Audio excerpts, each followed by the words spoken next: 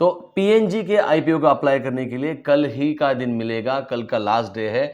अभी तक 11 सितंबर की रात को मैं ये वीडियो शूट कर रहा हूं, अभी तक अगर आप देखेंगे तो रिटेल कैटेगरी में 8 टाइम्स तक, लगभग 8 टाइम्स तक ये शेयर ओवर सब्सक्राइब हो चुका है, यानी अच्छी डिमांड है। और एचएनआई कैटेगरी में लगभग ये 17.92 यानी लगभग 18 टाइम्स जो है वो सब्सक्राइब हो चुका है।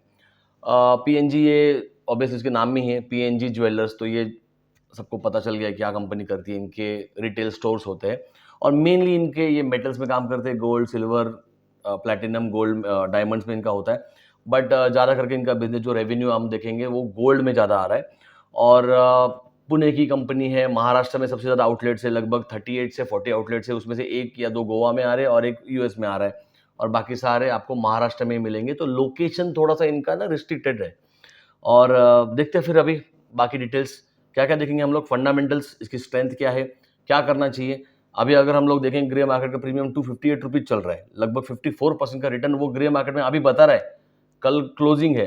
तो क्या करना चाहिए, क्या इतना प्रीमियम वो मेंटेन कर पाएगा? तो मुझे लगता है कि 100 से 150 तक का प्रीमियम आराम से दे देगा, क्योंकि ये सेकंड रिटेल कैटेगरी में आता है, सेकंड नंबर पे आता है जो ज्वेलर के शॉप से ना, उसमें सेकंड नंबर पे ये कंपनी आ रहा है।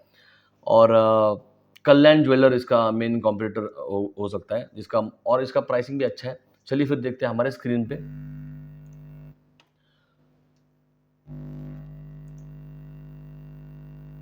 यस, सो पीएनजी, पीएन गाडगिल इसका पूरा नाम है ज्वेलर्स। 10 सितंबर से 12 सितंबर का कल इनफैक्ट लास्ट डे है। तो क्या करना चाहिए इसके बारे में, तो टोटल थोड़ा डिटेल ले लेते हैं। 1100 करोड़ का आईपीओ निकलेगा, बेसिक बोलता हूँ, सब कुछ पढ़ने की जरूरत नहीं आपको। फ्रेश इशू है जो 850 करोड़ का है और ओएफएस ले रहे हैं 250। ओएफएस अगर आपको पता नहीं होगा तो मैं आपको बोल देता हूँ कि ओएफएस यानी 250 करोड़ जो है ये उनके जेब में जाने वाले हैं, जो अपने शेयर वो रिप्लेस कर रहे हैं आपके साथ।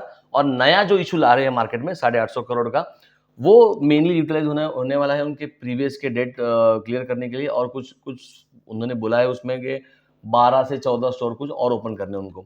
और 40 स्टोर में से लगभग 29 जो है वो खुद कंपनी ऑपरेटेड स्टोर है, जो बहुत अच्छे प्रॉफिटेबल है। इशू टाइप बुक बिल्ड है, आपको प्राइसिंग तो आपको ब्रोकर के ऐप में दिख जाएगा।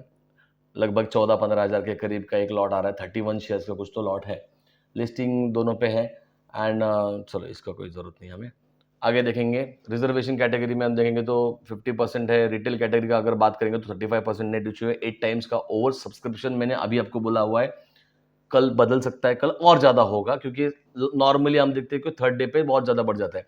तो मुझे लग रहा है डबल तो होना चाहिए आइडियली, 16 टू 20 टाइम्स तक जाएगा ये। बाकी हम इस कैटेगरी में नहीं आते। ओके, की परफॉर्मेंस इंडिकेटर्स में देखेंगे, आरओई अगर देखेंगे तो ईयर ऑन ईयर 22.48 ये मेंटेन हुआ है और लगभग 30% तक का वो रिटर्न जनरेट कर पा रही है, return on equity. Return on capital employed देखेंगे तो बहुत ही बड़ी ग्रोथ दिखाई दे रही है, बट नॉर्मली जब कंपनी आईपीओ लाती है मार्केट में तब वो आरओसी का और आरओई का थोड़ा ख्याल रखते हैं, मतलब वो अपने एक्सपेंसेस को थोड़ा कम करके थोड़ा बेटर कंपनी दिखाने की कोशिश करते हैं। तो यही पीएन गाडगिल ने किया हुआ है। डेट टू इक्विटी रेशो है जो लगभग सेम ही है और यही कारण है इसमें से कुछ डेट वो हमारे जो आईपीओ के थ्रू फंड रेज करेंगे वहां से वो पे ऑफ करने वाले। ईपीएस अच्छा है उनका, 13.08 है। एंड पी रेशियो भी ठीक ठाक है, कोई दिक्कत नहीं है। ओके, एसेट्स देखेंगे तो ईयर ऑन ईयर बढ़ते जा रहे हैं। रेवेन्यू है वो बहुत अच्छी ग्रोथ है रेवेन्यू में। एंड पैट जो है वो 154 का बढ़ चुका है। वो उसका कारण तो मैंने आपको अभी बोल दिया कि नॉर्मली कंपनी जब आईपीओ लेके आती है तब थोड़ा सा अपना प्रॉफिटेबिलिटी थोड़ा सा बढ़ा चढ़ा के दिखाने की कोशिश करती है। तो जब 1 साल पहले का ज़्यादा देखा जाएगा ना रिटेल कैटेगरी में, या फिर सभी लोग इन्वेस्टर्स ये देखेंगे, तो मुझे लगता है कि ये जो ग्रोथ है दैट इज ट्रू। और ये 120 तक होना चाहिए था, 120 करोड़ का प्रॉफिट होना चाहिए था, बट 154 दिखा रहे हैं अभी। मार्केट में आने के बाद उनका सही वैल्यूएशन किया जाएगा। नेटवर्थ ईयर ऑन ईयर बढ़ते जा रही है और बोरिंग्स भी जो है वो बढ़ते जा रहे हैं और इसी बोरिंग्स को थोड़ा बहुत वो पे ऑफ करने वाले। Out of that 850 crore, 1100 crore में से 250 करोड़ तो आपका ओएफएस चला गया। और जो ये था 850 करोड़ का जो फ्रेश इशू है वो उसमें से कुछ, इसमें से सारा नहीं पे करेंगे, थोड़ा बहुत पे करने वाले। क्या स्ट्रेंथ है पीएन गाडगिल में, क्या करना चाहिए? एक तो पहली बात तो ये नंबर 1 कंपनी नहीं है ज्वेलरिंग में। आपको सबको पता है कल्याण ज्वेलर के ऊपर मैंने 2022 में वीडियो बनाया था, क्या 23 में बनाया था, 22 में बनाया था। 63 का बाइंग था मेरा, अब 6600 लगभग क्रॉस कर रहा है वो। और ऑब्वियसली मैंने जल्दी एग्जिट किया था, कुछ डबल करके, डबल या 2.5 टाइम्स मेरे को रिटर्न मिला था। और कल्याण ज्वेलर नंबर 1 कंपनी, कल्याण ज्वेलर का नेटवर्क बड़ा है कंपेयर टू पीएन गाडगिल का, महाराष्ट्र में ही ज़्यादा उनका बिजनेस आ रहा है। अब वो एक्सपांड करने के लिए आईपीओ लेके आ रहे हैं। तो लेगेसी है बहुत ट्रस्ट वर्दी, अगर हम देखेंगे ना तो ये पुणे एरिया में, महाराष्ट्र में इसको बहुत मतलब लेगेसी है इनके पास, कि ये बहुत ही उनका क्या बोलेंगे, कस्टमर लॉयल्टी इनके पास है। मार्केट का लीडर है, अगर हम देखेंगे महाराष्ट्र में तो यही ज़्यादा चलता है, नेशनल लेवल पे हम लोग ऐसे नहीं बोल सकते। तो इनको बहुत अच्छी रैपिड ग्रोथ मिली है एंड अच्छा है पोर्टफोलियो उनका। मतलब बेसिकली वो हर एक कैटेगरी में सिर्फ गोल्ड में डील नहीं करते। हालांकि इनके Swaraj and if I am not wrong Satyam करके जो ब्रांड है वो बहुत ज़्यादा पॉपुलर है इनके, लेडीज़ को ज़्यादा पता होगा। गोल्ड में ही ज़्यादा चलते हैं, डायमंड से और सिल्वर से इसका रेवेन्यू शेयरिंग मैंने डाला नहीं, पर मैं बोल देता हूँ सबसे ज़्यादा रेवेन्यू शेयरिंग उनका, सबसे ज़्यादा रेवेन्यू जो अर्न होता है वो गोल्ड की ज्वेलरी से ही उनको आता है। उसके बाद हम देखेंगे रिस्क क्या है। एक तो रेपुटेशन डैमेज हो सकता है अगर किसी कंपनी के बारे में मतलब कुछ भी होता है। तो ये स्टोर का है ना, नॉर्मल रिटेल में काम कर रहे हैं ना, आजकल उन्होंने नया ऐप भी खोला हुआ है, बट वहाँ पे कुछ नहीं है शेयरिंग, हार्डली 1.5% का रेवेन्यू कुछ उनको पूरे साल में कमा रहे हैं। तो कुछ भी नहीं है, वो ऐप से कुछ उनका डिजिटली हो नहीं रहा है। तो ब्रांड रेपुटेशन एक थोड़ा खतरे में हो सकता है, प्रोवाइडेड अभी तक तो सही तरीके से मेंटेन है। मार्केटिंग इफेक्टिवनेस अगर हम देखेंगे, failure to market products effectively और पब्लिक परसेप्शन, बेसिकली हो क्या है कि ना उनको नए नए डिजाइन के साथ आना पड़ेगा। अगर एक आधा डिजाइन खराब हो गया तो वो रेपुटेशन पे हैम्पर कर जाएगा, और मार्केटिंग उसका अगर सही नहीं होता है तो गलत बैड मार्केटिंग हो जाएंगी बेसिकली। तो कस्टमर का थोड़ा सा अप्रोच बदल जाएगा। तो डिजाइन का खेल ज़्यादा है, गोल्ड के प्राइसेस तो डेफिनेटली इन पे इम्पैक्ट करने वाले हैं। और इन्वेंट्री मैनेजमेंट में अगर बात करेंगे तो मुझे लगता है इनके लिए सही है वो, बट द प्रॉब्लम उसको प्रॉफिटेबल रखना इन्वेंट्री को, क्योंकि गोल्ड के प्राइसेस जो चेंज होते हैं वो तो बहुत ज़्यादा। तो फाइनेंशियल्स के बारे में अगर हमने देखा था तो प्रॉफिट बढ़ रहा है,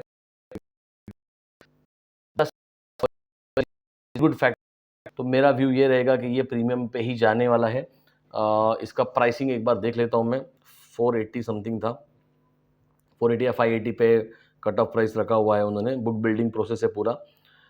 और क्या करना चाहिए, तो कर सकते हैं अप्लाई, 480 का है, 600 तक तो बेसिक तो मतलब ओपन होगा ही होगा, ऐसा लग तो रहा है, प्रोवाइडेड मार्केट क्रैश ना कर जाए उस दिन। इसका कब है, 13 को शायद, मेरे 13 को नहीं 18 को है समथिंग, 17 ऑफ सितंबर, अगले हफ्ते में उसका लिस्टिंग है। मार्केट अगर स्टेबल रहा अपना जो अभी चल रहा है, क्योंकि फ्राइडे को मार्केट नीचे गिरा था, तो हो सकता है डैमेज हो जाए इसको। पर अगर मार्केट स्टेबल रहा तो 600 का प्राइसिंग ये दिखाएगा, ठीक है। अगर एक लॉट अप्लाई करना है, 31 शेयर्स का है एक लॉट, 480 के हिसाब से 14,880 रुपीज़ आपको लगेंगे अगर आपको एक अप्लाई करना है रिटेल कैटेगरी में।